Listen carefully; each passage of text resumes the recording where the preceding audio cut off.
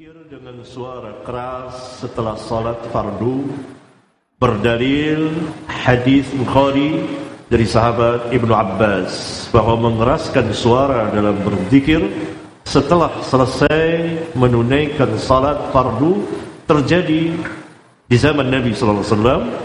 Ibnu Abbas mengetahui bahwa mereka telah selesai dari salat. Bagaimana derajat hadis ini? Atau apakah benar apakah benar sebagai dalil bolehnya berzikir dengan suara keras? Pertama, derajat hadis ini sahih karena ia diriwayatkan di antaranya oleh Al-Imam Al-Bukhari. Yang salah cara memahaminya. Tentu zikir keras ada di zaman Nabi sallallahu alaihi wasallam, dilakukan oleh Nabi sallallahu alaihi wasallam. Sebab kalau tidak ada, dari mana sahabat mengetahui selesai salat Nabi sallallahu alaihi wasallam baca ini dan baca itu? Kalau Nabi sallallahu alaihi wasallam tidak mengeraskan suaranya, baik saat selesai salat atau pada waktu-waktu yang lain. Karena Nabi sallallahu alaihi wasallam, karena sunnah Nabi sallallahu alaihi wasallam beredar di antara tiga: sabda beliau, perbuatan beliau, dan takrir beliau. Maka beliau menjelaskan kepada para sahabat, karena perbuatan beliau itu diikuti, berbeda dengan kita. Beliau berzikir sudah salat, mengucapkan tahlil, la ilaha illallah wahdahu la syarika lah, lahul mulk wa lahul hamd wa huwa ala kulli syai'in qadir.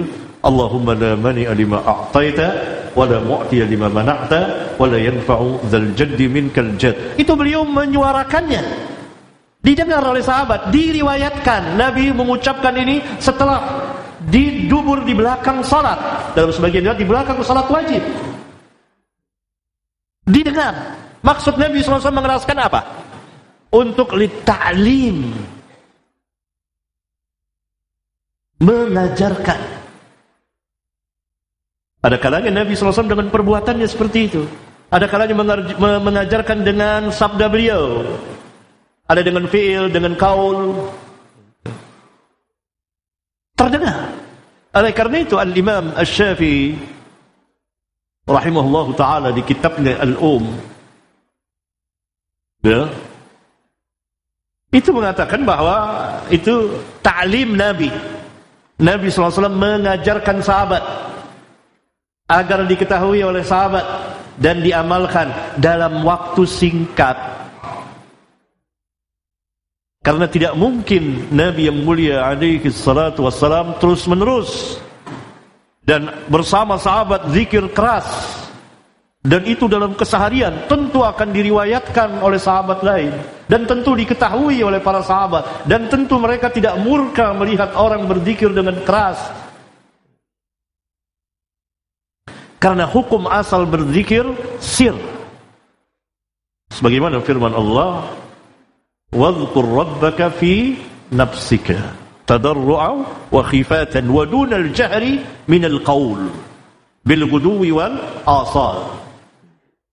Sebutlah Rabbmu di dalam dirimu, yakni terdengar oleh dirimu, dengan penuh kehinaan, kerendahan dan rasa takut. Itu dia sifat zikir.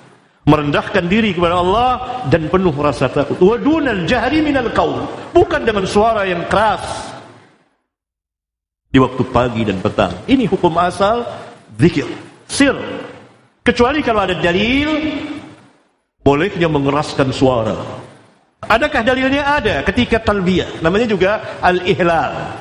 Al-ihlal itu mengeraskan suara bertalbiyah. Ketika masuk miqat, kita mengucapkan apabila umrah, labbaika umratan, labbaik Allahumma labbaik, terus kencang. Ini giliran diperintah kencang, sepi di pesawat, malu, diam aja. Giliran nggak diperintah malah kencang. Ini yang diperintah, labbaik Allahumma labbaik, gitu. Naik pesawat kan ihramnya di miqat, Kira-kira beberapa menit sebelum sampai di bandara, itu diperintah kencang. Sampai-sampai sahabat itu serak-serak suaranya, habis. Itu dia. Kemudian juga ada lagi yang kencang ketika ta'lim seperti ini. Saya mengajarkan zikir, ada zikir ini, itu harus kencang. Ada lagi juga ketika takbir Aid, berangkat dari rumah, baik Idul Fitri atau Idul Adha, keraskan suaranya. Allahu Akbar, Allahu Akbar, Allahu Akbar. Ini nggak ada yang keras, dia berjalan. Jalan dari rumah, jalan kaki ke tanah lapang, naik motor, naik mobil, bersama anak istri keras. Itu sunnah. Selebihnya dia. Kalau imam selesai sholat mau mengajarkan zikir kepada jamaah yang sunnah, begini zikir, ada zikir ini, nggak apa-apa.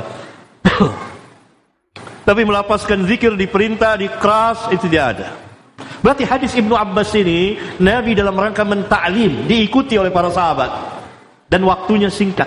Oleh karena itu sebagian sahabat seperti Abdullah bin Mas'ud radhiyallahu taala anhu mengingkari dengan keras orang yang berzikir dengan keras. Ya.